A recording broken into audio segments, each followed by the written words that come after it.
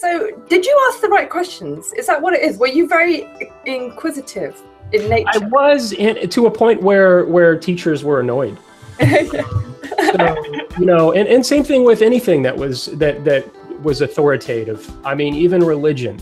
You know, I was interested in religion, but I would question so much that people would get frustrated with me. Right. And I would question, it was a very pessimistic kind of attitude that I had towards authority of any kind.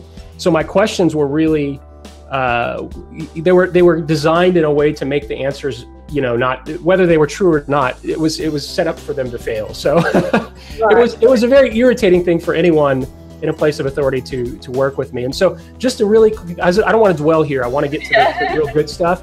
So I'll share this with you. I knew that I had an issue. I knew I had a problem with authority, and I knew it was something that I needed to fix in order for me to be successful and pursue entrepreneurship. Right. So I actually did something completely out of character. I went and got my GED, which if you don't know what a GED is, it's the high school equivalent. I don't know what it stands for, but I call it Good Enough Diploma, GED. So I got my GED, and I actually went into the military. I went into the Coast Guard. All right. And so I did that because I knew I needed structure. I knew I needed to have, you know, to deal with this really lackadaisical attitude that I had towards life and work and really just not achieving anything. So I went from all the way being an underachiever to swinging the pendulum to the other direction and being an overachiever and just trying to do everything.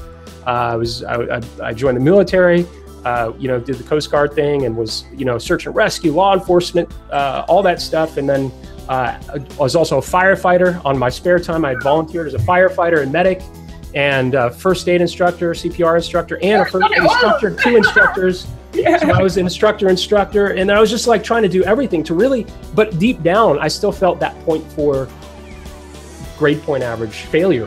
Did you learn anything while you were doing those jobs? What skills did you pick up? I picked up that I think what I learned is the limitations of our own beliefs and how they can keep us hindered and in bondage and slavery. And that's what I feel like. I felt like everything, and just even the overachieving and doing all this stuff, I still felt inferior and I still felt like I was a failure inside. Right. So it was masking that failure. And then I realized that most people in life that are, you know, overachievers, they have the same issues and belief problems that a lot of us that aren't, you know, overachievers have.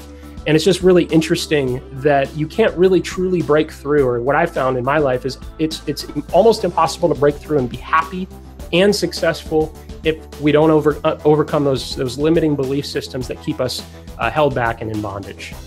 And so that's my big lesson from that. And I knew that I could do all of these things, but I still felt like a failure. And I had to prove to myself that I wasn't, but it really didn't come from doing anything. It came from just evaluating and understanding that I needed help.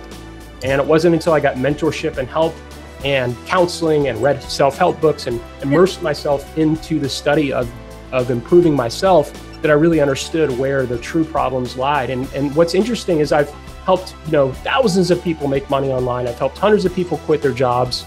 I've helped, you know, and I'm not saying this to brag, I'm just saying that through my working with all of these people, what I've realized is that it's 90% mindset and 10% skill set.